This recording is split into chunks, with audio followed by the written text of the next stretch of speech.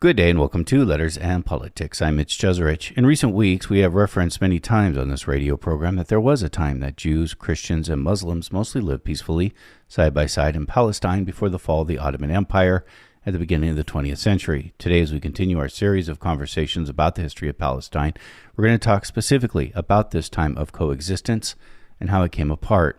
My guest for this is Ussama Makdisi. Ussama Makdisi is a professor of history and Chancellor's chair at the University of California, Berkeley.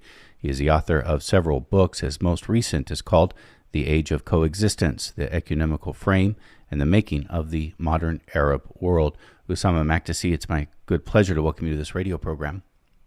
Thank you. It's good to be here with you. In this history of coexistence, I suspect tolerance, of course, nothing's ever perfect, and we'll talk about these things. But is this a period that we're just talking about the late Ottoman Empire, or is this something that spans the entire empire, which I think is approximately 600, existed for like 600 years or so? Well, actually, this period actually predates the Ottoman Empire, but the book, of course, focuses on the Ottoman Empire, and the Ottoman Empire in the Arab East lasted 400 years. But of course, there was Islamic rule in the Arab East before the Ottomans. And so the thesis that I'm presenting basically is a book and an idea that I'm sort of presenting to challenge two basic sort of myths that predominate and stereotype the Middle East. One is that people in the Middle East have been fighting each other forever on the basis of religious or sectarian differences, and that is a total myth. And the second one is sort of the counter myth, which is slightly more benevolent, but nevertheless also a myth, that people just got along fine forever and ever and ever. And really the history is much more complex, but in essence, there was a culture of coexistence without any doubt that before the modern period, and that has been ravaged in the modern period, mostly, I would say, by the forces of colonialism that have distorted totally the Arab East, the Mashriq, the Arab East, the Middle East, and so on. You mentioned the term, the Mashriq. What does that mean? Well, it means the Mashriq and the Maghrib. The Mashriq is where the sun sort of rises. The Maghrib is where the sun sets. The East versus the West. So in other words, an idea of the Arab East as opposed to the North Africa, what we would say North Africa or Morocco, or the West, which is Morocco and so on. So the Arab East basically would encompass what is today Lebanon, Palestine, Syria, Jordan, and conceptually I would include, of course, Iraq and Egypt as well. So a cohesive area that was under one Ottoman sovereign rule, and that was fragmented by the British and the French after World War One. So if there's an Arab East, does that mean there was an Arab West? Yeah, I mean, we could say there's. I mean, the term is Mashriq in Arabic, which literally just means it. And I refer to it in English as the Arab East. You can also refer to it as the Mashriq. Yes, there's an Arab West, there's an Islamic West, there's also. I mean, these are all heuristic categories that help us think through ideas of space and geography. It's interesting, though. What does Arab mean? Is it an ethnicity? Is it linked to a language, culture? It's all of those. It's basically more than anything else, it's an identification. It's how one identifies, how one self-identifies, and it could be in relationship to language. But of course, there are many people today, especially in the West, as in the United States, Europe, and other parts of the non-Arab world, who are of Arab heritage, who don't necessarily speak Arabic, but certainly identify as Arab. So I would actually enlarge the traditional conventional idea as anyone who speaks Arabic. But I think that's an insufficient definition. It really is anyone who identifies as an Arab, and it's a multi-religious. This is the crucial part. It's a multi-religious identity because it encompasses Muslims and Christians and Jews and others who identify as Arab first and foremost. In other words, a sense of identity and identification with those who come from what we call the Arab world. I'm going to go back just for a moment into distant history, and we'll be coming right back to this late period of the Ottoman Empire. But since we're here, I do want to ask about terms and who's who, because frequently you'll hear the argument that pro-Zionists will say we were the indigenous well, we were the first people here 2,000 years ago in Palestine. The Arabs don't come until the Arab conquest, until the 7th century. What Yeah. was the Arab conquest, and did that change the people who were in the area? I mean, you're asking a very sort of, first of all, to answer the question about the Zionists. I mean, that's total myth. The idea of saying that Jews are the indigenous population of Palestine sort of presupposes that those who were there before the Jewish people were not there, or don't count, or not relevant. And second of all, the Zionists themselves were mostly coming from Europe, and they're not indigenous to Palestine. There were, of course, Jews who are indigenous to Palestine, and there are Jewish communities that are indigenous to the Middle East, for sure, just as there are Muslims and Christians. So I'm not too hung up on the idea of who was there first several thousand years ago, because that's an irrelevant debate. And it's also an impossible debate. It really is an impossible debate, and it can't really be taken seriously as a basis of any kind of politics of the present, because peoples come and go, and there's all sorts of change and intermixture. And so, obviously, before the Arab conquest, the people who were there, so in other words, in the 7th century and 8th century, the people who were in what we today, since you're asking about Palestine, would have been a largely Christian population. This was under Byzantine rule, and it was a mixture. It was again, just like Palestine remained throughout its late antiquity, medieval, late modern, early modern periods, all the way until today. Palestine was and remains a multi-religious and multi-ethnic space, multi-religious more than anything else. And so we date the Arab conquest, obviously, to when the Muslim conquest of the Mashriq took place, and of Syria, of the Byzantine Empire took place.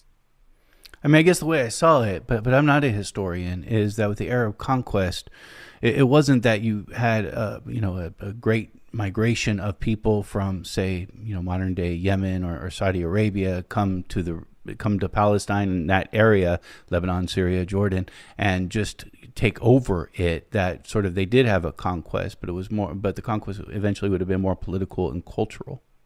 Yes, and also, I mean, again, we're talking about like centuries and centuries and centuries ago. So it's hard to, it's in a sense difficult to sit there and say precisely what happened, exactly how. But yes, I mean, the point is that there was a military conquest for sure, and there was eventually religious conversion, as well as linguistic conversion. But again, we're talking about an extraordinarily complex period, centuries and centuries ago. And the point is that the people who were there in Palestine before the Arab conquest were there after the Arab conquest.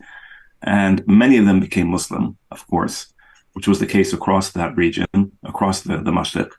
In other words, in Egypt, in Syria, in many different places, many people became Muslim, and Muslims of different denominations, of course. There are different kinds of Muslims. And many remained Christian, especially sort of Orthodox Christian.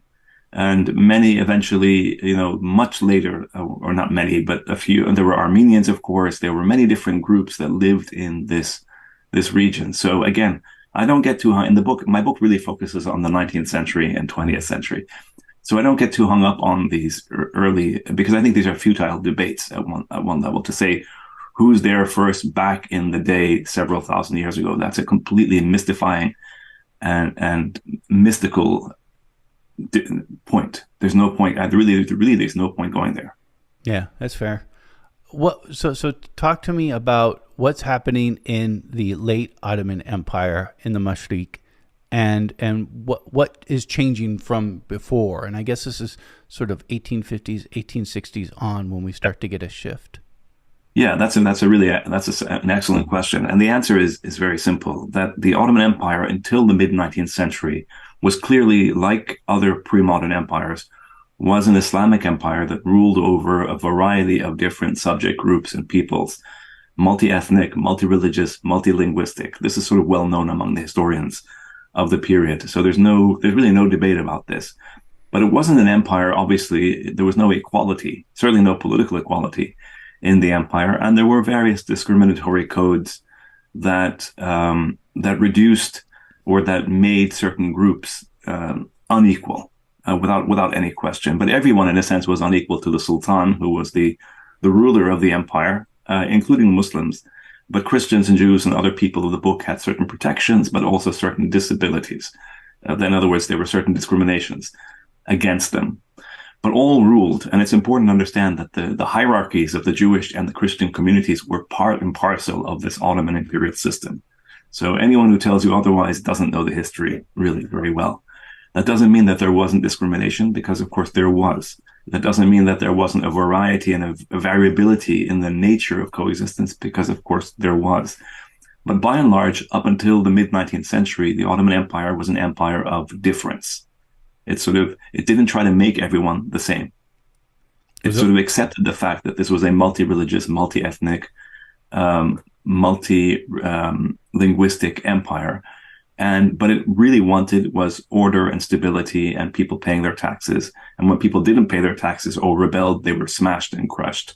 And that was the nature and the rhythm of the empire. I'm really really reducing a much more complex history. And it's in the mid-19th century that, in response to both local rebellions, internal rebellions, European interventions, the 19th century ideas of what modern states were all about, the ideas of citizenship, and the notion and the realization on the part of Ottoman rulers that they had to change the system to survive, because Napoleon invaded Egypt in 1798. The French invaded Algeria in 1830. The Greeks rebelled and achieved an independent state in the 1820s by 1830.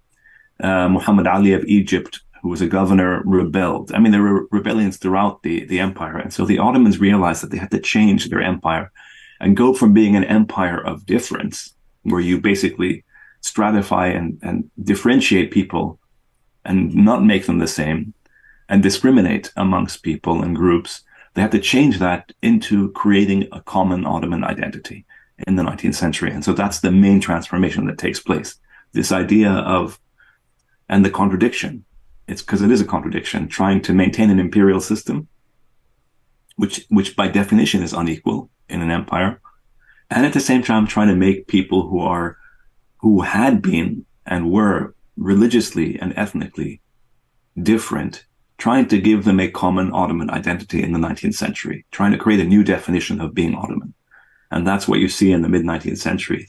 And it's in that context that there was a tremendous renaissance in the Ottoman Empire in the 19th century, in the Arab provinces, the Mashriq, but also in other parts of the Ottoman Empire. So Arabic, Armenian, other languages flourished in the 19th century as people sort of took advantage of this Ottoman Reformation, so to speak, to sort of identify and elaborate new forms of identity. And it's in that period, sort of mid-19th century to the late 19th century, that the modern definition of Arab as a citizen or as an identity that's a political identity, and a social and cultural identity that transcends religious difference, very much knowing that there's an alternative, a negative alternative, which is sectarian identity, develops in the 19th century. So the very definition of modern Arab as someone who can be Muslim, Christian, or Jewish develops in this period. And this is seen as an Ottoman Reformation. It's sort of a local Reformation, Ottoman Reformation, and Arab Reformation. It's many different things layered together, because the Arabs were under Ottoman rule, but the Ottomans sort of weren't they still didn't impose on the Arabs their language, Turkish language, and so on and so forth. So the Arabs had the space and the ability to be both Ottoman and Arab in the modern sense in the 19th century. That's what I refer to as an age of coexistence. There's this important moment that you write about in the 1860s, a massacre of Christians in Damascus. Yes. Tell me about that. July 1860. Well, like any Reformation, like any massive revolution, like any huge change in the 19th century, or any period for that matter, there's a lot of tension, a lot of contradiction, a lot of backlash, a lot of instability, a lot of resistance. And so what happened in Damascus 1860 is that there was indeed in the context of this Reformation, which in Ottoman is known as the Tanzimat, or the reordering of the empire. In the context of this Reformation, there was a massacre of Christians. And again, historians debate whether the root cause was economic, in other words, Western economic penetration of the East, and the depression, economic depression, and the scapegoating of Christians, or whether it was something else. Historians debate the root causes, but the bottom line is that there was a massacre, there's no question. It was the largest single massacre of Eastern Christians in the Ottoman Empire, in Syria specifically, throughout the 400 years of Ottoman rule in Syria. And it was an enormous massacre, and it was devastating. And the Europeans intervened to help the Ottomans restore order. But of course, the Europeans intervened in the Orientalist fashion, basically saying, look how barbaric the Muslims are, ignoring the fact that the British and the French and the Americans had committed massacres on a far larger scale in many different parts of the world. The Ottoman state also sent an army to restore order. And it's in that moment that people on the ground, and when we can get into, again, the Ottoman sort of motivations, it's quite complicated. But in that moment, people in the Arab provinces, in Damascus, in Lebanon, in Palestine, basically realized that the region was at a crossroads. Either you could give in to the worst impulses, because coexistence, of course, is predicated on religious difference. You coexist because there is difference. And in this context of reformation and change, just like in America today, you have people who are very anxious about change and multiculturalism and racial diversity, and in other parts of the world, you have similar kinds of dynamics. So too in the Ottoman Empire. And so what happened after 1860 is that some people realized that the way forward had to be in acknowledging that there was a very real danger of sectarianism developing in the Ottoman Empire. In other words, people focusing on what is negative and what divides them. And instead, they realized that there was a danger of that. And so the alternative was, in fact, to build and strengthen what they saw and thought and believed, genuinely believed, to be a necessary modern culture of coexistence that, on the one hand, recognized religious difference, and on the other hand, sought to transcend that difference in a common political and national identity. And this is the basis of virtually all modern Arab, as well as Ottoman thought, in the sense of recognizing, unlike the United States or let's say Europe or France, where you deny, you go against religion. There, the idea in the Arab and the Ottoman sphere was basically recognize religious difference, never try to make everybody the same religiously, maintain religious difference, honor religious difference, respect religious difference, and at the same time try to transcend it, which is why I use the word ecumenical, because that captures this idea of recognizing that there's something that binds us together that's larger than our differences without ignoring or denying these differences. So I don't know, that's probably a very complicated answer, but that's the answer. And what would the effect be? Well, the effect is that you have a choice. Just like in America, you can be a racist or an anti-racist. You can be in the Middle East. It's a different, of course, political economy. It's a different political structure. So I don't want to make these parallels. I'm just doing this to illuminate or elucidate for people who may be listening. The common factor is basically you have people who say, well, no, so this is the profound sort of moment that they were in. People who recognize that there's a danger that people are going to withdraw into sectarian identities. So a Christian would say, well, I'm a Christian first and everything else is not important. And others who said, no, that's the wrong way of thinking. That actually is going to lead us to a dead end. That's going to lead us to a political dead end. That's going to lead us to an intellectual dead end. It's going to lead us to a moral dead end, an ethical dead end. And instead, we need to recognize the fact that we live in a multi-religious world and try to transcend it through education, through schooling, through what are called national schools, not nationalist schools, but national schools. In other words, schools that were built for the first time specifically after 1860, after the massacre of Damascus. Basically, people saying, we need to educate our youth and remind them and educate them and inculcate in them the idea that they are both Muslim and Christian and Jewish, or Muslim or Christian or Jewish, and at the same time Arab and Ottoman. Do you see what I'm saying? So so the idea was that schools were created, presses developed, books were published, an entire educational sort of renaissance flourished in the context of the late Ottoman period. It was extraordinary how many schools were opened and how many books were published, and what an extraordinary sort of moment it was. And this is all in the context of a single sovereign Ottoman frame. So in other words, we have Lebanon and Palestine and Syria and Egypt are not all separate states. They're all under Ottoman sovereignty in this period, which makes it really important. So people can travel, can go back and forth, and so on and so forth. Who was Butrus al-Bustani? He was a survivor of the massacres of 1860. There was a set of massacres in Lebanon and Mount Lebanon, as well as in Damascus in 1860. And he was from Mount Lebanon, which is what is today Lebanon, the state of Lebanon. And he was from a prominent family.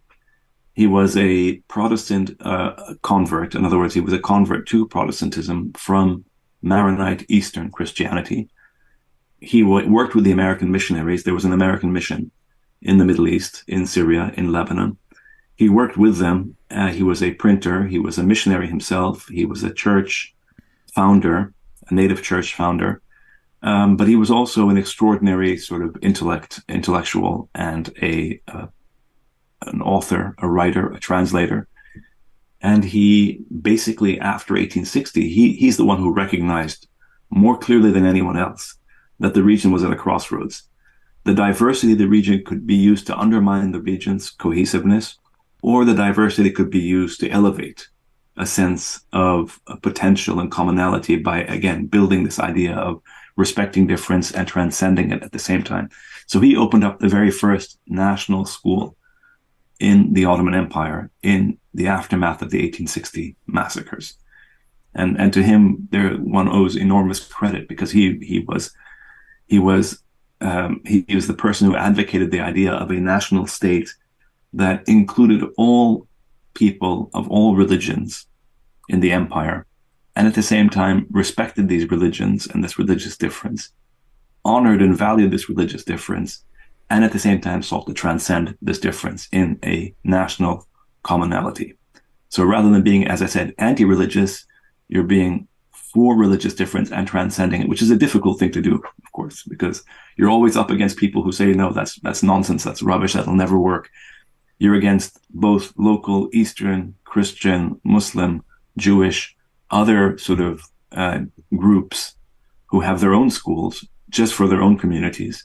And of course, you have missionary schools, foreign missionary schools, American, British, French, German, Russian, and so on, that are about converting people to whatever faith they belong to.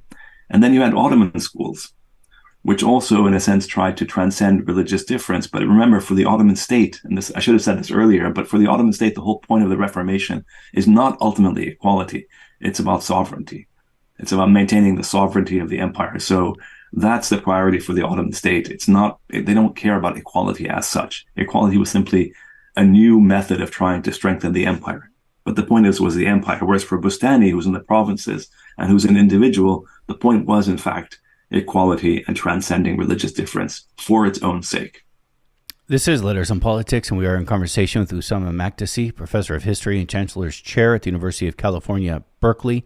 He is the author of the book, The Age of Coexistence, the Ecumenical Frame and the Making of the Modern Arab World. Is it in this time period, and because what's happening there, that we get this word sectarian?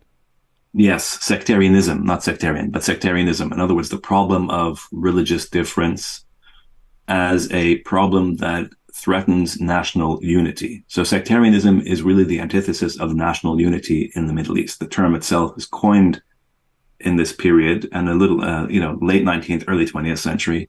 It comes into usage, I should say, in this period. And it's specifically a term that is thought of as the antithesis of national unity. So it's coined by those who are for national unity and who see those who use religious or ethnic difference as a way of undermining national unity. So the opposite of sectarianism is not secularism, it's national unity. And it's important to understand that in terms of the Middle East. So from after the, and I think you even said before the 1860s, for the Ottoman Empire, you still have a tradition of coexistence in the region, but after the 1860 massacre, the response to it, you would say the forces for coexistence and tolerance were mostly winning the day for the next 50, 60 years?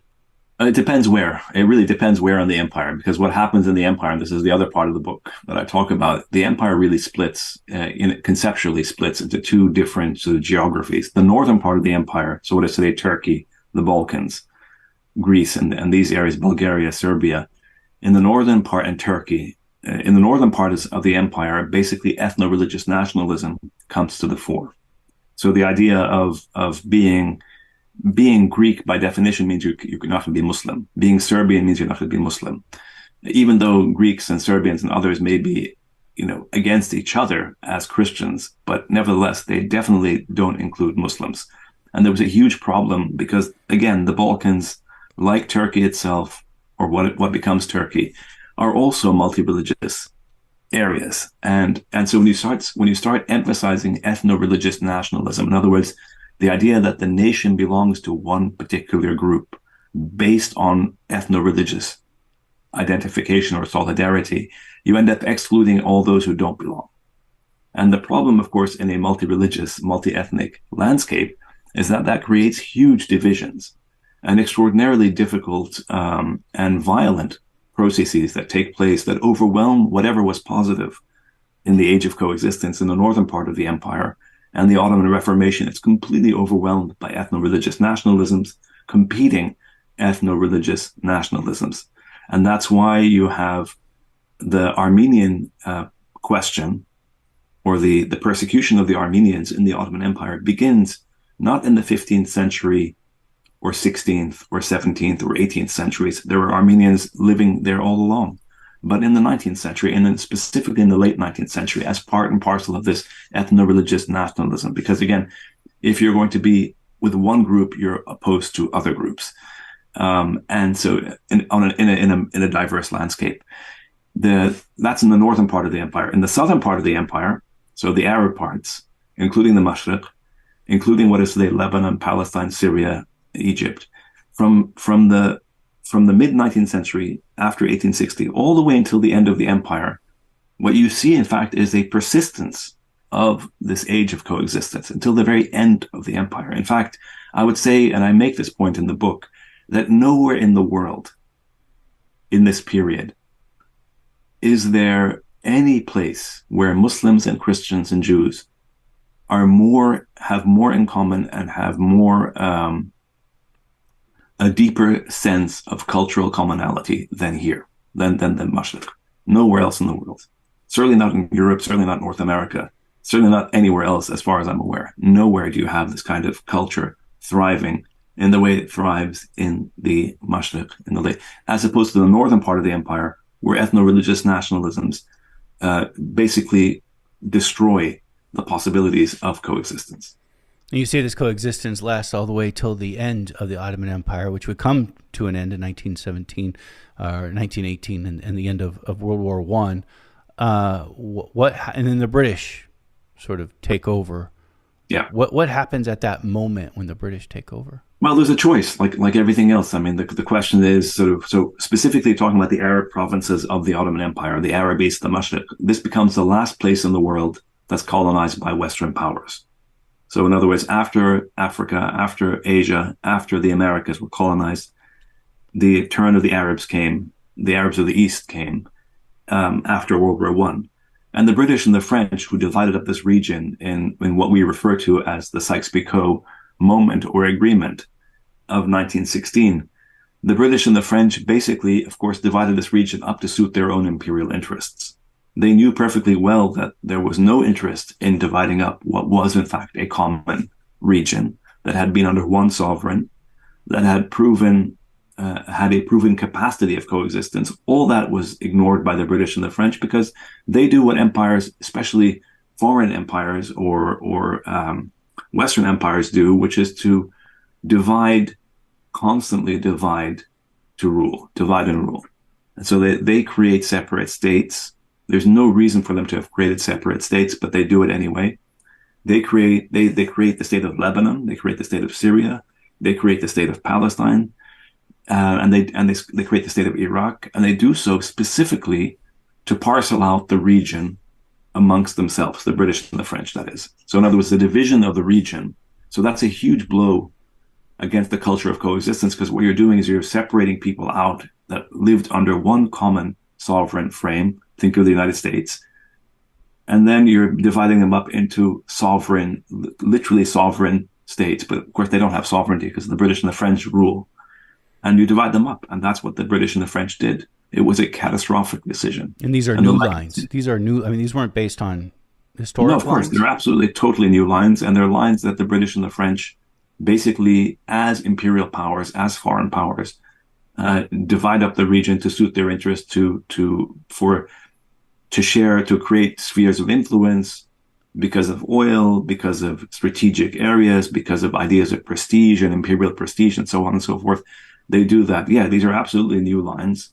And of course, there's a question of where you draw the lines, and it becomes a huge issue everywhere. And what does this mean for Palestine? Well, for Palestine, it's especially sort of catastrophic because what happens, so the British and the French create these things called mandates, which during World War I and after World War I, actually after the First World War, the American president, Woodrow Wilson, is credited, largely misinterpreted, but credited with the idea of self-determination, this idea that peoples around the world have a right to determine their own political future.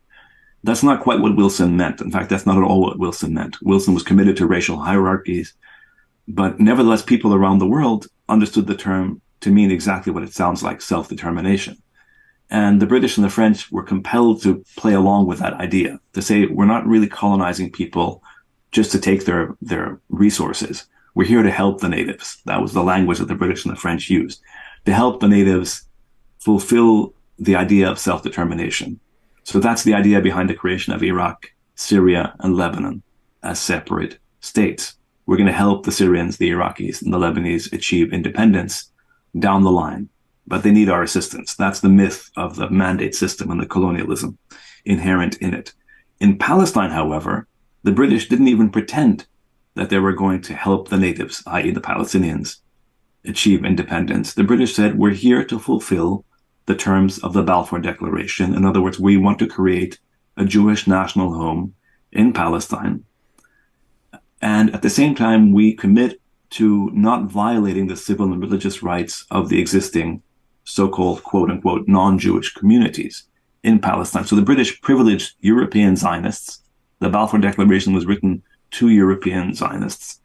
And it privileges the creation, in effect, of a Jewish state, which is what the European Zionists wanted in Palestine, despite the fact that Palestine was overwhelmingly Arab and was multi-religious. And here you have this idea, this tension, this problem. If you take an ethno-religious nationalist idea, which is what Zionism, political Zionism, became in the 19th century, and you impose it through colonialism on a land that's overwhelmingly not Jewish, there's a problem. And that problem is being played out until this very moment. How do you create a Jewish state if the vast majority of the population is not Jewish, is in fact Muslim and Christian and native? How do you do that? There's a huge contradiction.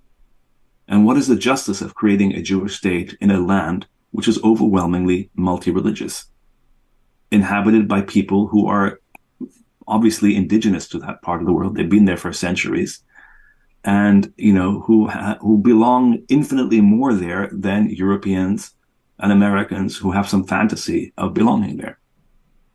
What starts happening on the ground in Palestine? The British basically commit themselves to fulfilling the terms of the Balfour Declaration.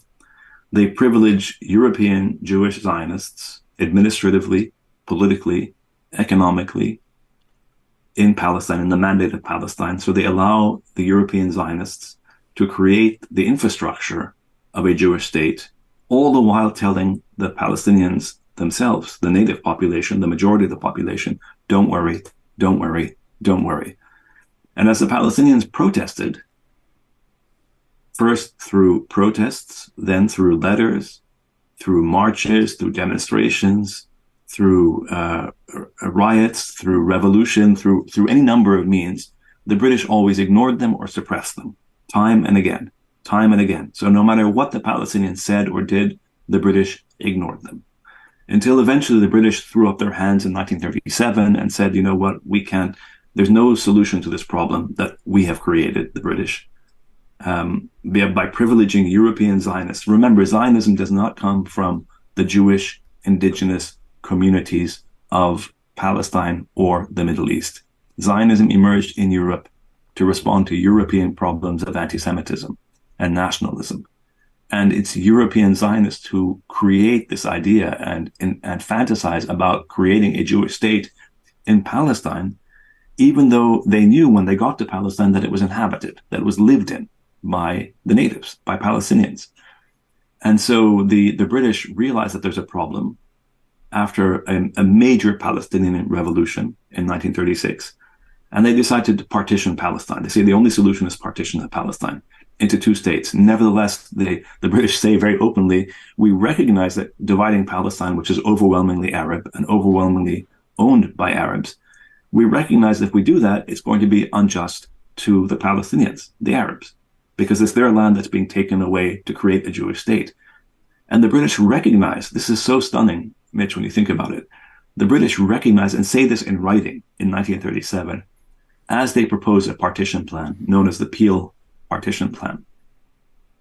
The British say very clearly that we understand that there's no history of anti-Semitism. There's no anti-Jewish sentiment that's indigenous to this region in the way it was in Europe. There's no racial anti-Semitism. I'm paraphrasing. It's not these exact words, but words similar to this. The British are very open. They say, we recognize that there's no history of anti-Semitism in Palestine or in the region. But the Arabs are a generous people. They actually use that phrase. They're generous. And their generosity is going to help us, the Europeans, solve our Jewish problem, the Europeans. And they're going to earn our gratitude, even if it comes at some sacrifice to themselves, to the Arabs. So the Palestinians are going to help us solve our problem at their expense. Honestly, I don't know what you call this. I call that disingenuousness on an epic scale and profound hypocrisy or cognitive dissonance or whatever you want to call it. And the amazing thing is that people on the ground, of course, recognized right away, they saw right through this fraudulent sort of equation, this European Western idea that they're atoning for anti-Semitism at the Palestinians' expense. Tell me. And there were books written at the time about this, including George Antonius, who wrote a famous book called The Arab Awakening, where he basically said in 1938, he said, this is completely, what's happening to the Jews in Europe, he says, is totally unacceptable. I'm paraphrasing again, totally unacceptable, immoral, the persecution of the Jews in Europe. But to solve that at the expense of a people who have no hand in the persecution of the Jews is completely immoral as well. Tell me more about this 1936 revolution.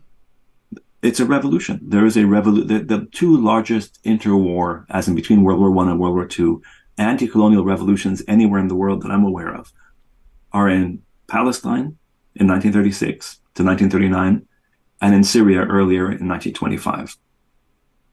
Both are aimed at ending foreign colonial domination. One is directed at the French in Syria. The other one is directed at the British and the Zionists in Palestine. And both are smashed and crushed. The British use enormous repression to smash the Palestinian revolution.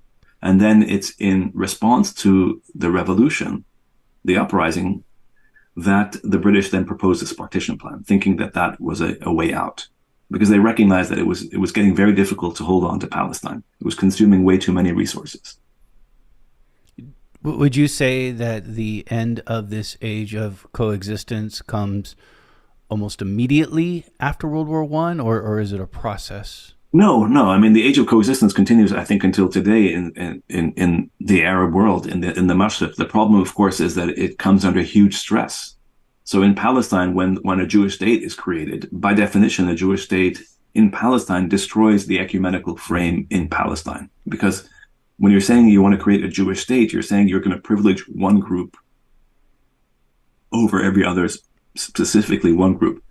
And it becomes a huge problem. And we see that problem playing out until today, honestly. It goes on until today. In the rest of the Arab world, and Palestine is destroyed. Anyway, it's destroyed and Israel is created in its place.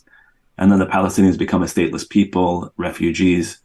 And, I wouldn't say the age of coexistence is destroyed as a whole, because what happens, interestingly, is that Palestinians then, as they reorganize themselves in exile, actually, and as well as inside the survivors inside of Palestine, the interesting thing is how many of them are Muslim and Christian working together. Exactly, sort of holding on to this idea of coexistence, even in resistance, and in the reconstitution of a Palestinian national project. And that goes on again until today, I would say. So in one aspect, it's destroyed. In another aspect, it continues. In the rest of the region, Iraq, Syria, Lebanon, Egypt, no, that continues. The age of coexistence continues, but it becomes increasingly stressed by problems of nationalism, by nation states, by authoritarian rulers who manipulate religious difference for their own ends, and eventually by the catastrophic U.S. invasions of Iraq, which has devastated the region. I wanted to ask about Iraq. Obviously, there are significant differences with Iraq. You don't have a mass migration happening with the U.S. invasion of 2003. But do you see parallels between what happened in Iraq, how the United States approached it after the fall of Saddam Hussein, and what happened in Palestine? I see similarities to what the British and the French did after World War I with what the Americans did in Iraq after 2003. The difference is that there's a century between those two moments. But the astonishing point about the U.S. invasion of Iraq and the occupation of Iraq and the division of Iraq, this idea of playing on religious difference and ethnic difference is what the Americans did in the name of sort of leading the natives, so to speak, into independence. It's almost, it's the first time it's tragedy, the second time farce. What the Americans did in Iraq was right out of the colonial playbook. And the results have been catastrophic. And then, of course, what do the Americans do eventually is that they walk away, which is what they did. They have some basis still, but they basically washed their hands of this. Having destroyed Iraq, having had it under sanctions before, brutal sanctions regime before, and of course the goal of getting rid of Saddam Hussein as a dictator is belied by the fact that the Americans have, dictatorships throughout the Middle East that are allied to them. So the issue was never the dictatorship of Saddam Hussein, as brutal as it was, but it was about something else. And my point is that in the end, the Americans went in, they destroyed Iraq, they destroyed the notion of a collective Iraqi sovereignty, and the Iraqis are still, until today, paying the price for that moment. Yeah, the reason I ask is I have Iraqi friends who have always told me that this, sectarian violence that we saw emerge after the invasion is a modern thing. It's not something, as we are often told, something rooted in the past. Well, no, Mitch, you have to understand. All your listeners have to understand and know this point. Any society in the world which has religious or ethnic or any kind of difference, and if you put enough stress and pressure on those differences, can ultimately degenerate into something quite awful. That's human. That happens everywhere. It's not just in America. Think about the United States. We have the most powerful government in the world, the most powerful military industrial complex, the most powerful military in the universe right now. But America is riven with all sorts of differences. And can you imagine what would happen if some foreign country came in and started playing off various communities against each other? This place would collapse in a second. And in a sense of violence far greater than anything we've ever seen, I suspect. So the point is, any society with difference is susceptible to people manipulating that difference. It's a real warning for multi-ethnic, multicultural for any place. But also, and the flip side is the extraordinary numbers of people around the world who fight for something better, who fight for this ecumenical idea, who fight to say we can be different and transcend our difference at the same time.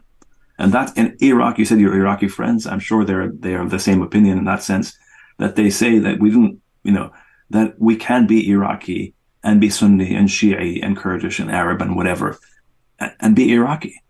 And I think that's an important point as well. The other day we had on Mitri Raheb, a Palestinian Christian pastor, on this show. Yeah, great guy. And he talked about Pan-Arabism. And I'm wondering, and he said, is it the 1967 war that Pan-Arabism came to an end, this idea of a Pan-Arabic world, and then sort of led to more religious fundamentalism as a political tool. Do you see Pan-Arabism connected to this age of coexistence? Pan-Arabism is one manifestation of the age of coexistence. In other words, it's, again, so to think about what Pan-Arabism is, it's basically the idea that peoples across this divided Arab region, the region that was divided by the British and the French, as I said, after World War I, Pan-Arabism comes out as an idea of saying we need to reunify all these places that have been split up by the British and the French into one sovereign whole. That's the idea. So it's sort of this idea of saying, again, we can transcend these regional differences into a collective whole. That's one aspect of coexistence. There are other theories and ideas. There were communists who weren't Pan-Arabists, but also believed in unifying these regions. There were Islamists who weren't secular Pan-Arabists, but also believed in unifying. So do you see what I'm saying? There are different manifestations. Different political groups have different ideas about how to maintain or modify the age of coexistence, but they all are coming out, except for the Zionists who are coming from Europe. Remember this. So the Zionists are coming from Europe. The original Zionists are coming from Europe, as in the 19th century Zionists who were leading the Zionist movement to create a Jewish state in Palestine, which is why I see it them doing so much damage to the ecumenical, to the age of coexistence, because they're responding to European problems and European ideas. All the others are coming out of the region and the history of the region, and they're coming up with different, some more secular, some more religious solutions to this problem of religious difference and political unity. Do you think in the early 20th century a single state of Palestine was possible, even with, and it gets complicated because, of course, after World War II, immigration happens in huge numbers, which puts stress on anyone, really. But do you think a one state was possible? Well, there was one state. I mean, the British did create one mandate. It was called Palestine. And of course, before the British, there was a region that was all connected together. So what is today Lebanon, Syria, Palestine, these were all connected together. Jordan and Egypt, these were all connected to each other. So there has been one state. The point is, there was a lived experience. There was a shared culture, living under one sovereign. All that has been there before. The idea is, at what price? At what price do we continue to insist on this idea, on this fantasy of an ethno-religious nationalist state imposed on a multi-religious part of the world? That's really the question. And that's what we see playing out right now in Gaza, in this horrific sort of moment where the people of Gaza are being obliterated by this genocidal Israeli violence. You see what's happening. I mean, the idea of an ethno-religious nationalist state in a multi-religious part of the world is just not a sustainable idea without extraordinary amounts of violence. And even then, it's sort of ethically and morally hugely problematic. Ussama Makdisi has been our guest. Ussama Makdisi is a professor of history and Chancellor's chair at the University of California, Berkeley, and he is the author of the book, The Age of Coexistence, the Ecumenical Frame and Making of the Modern Arab World. Ussama Makdisi, thank you very much. Thank you. Thanks for having me.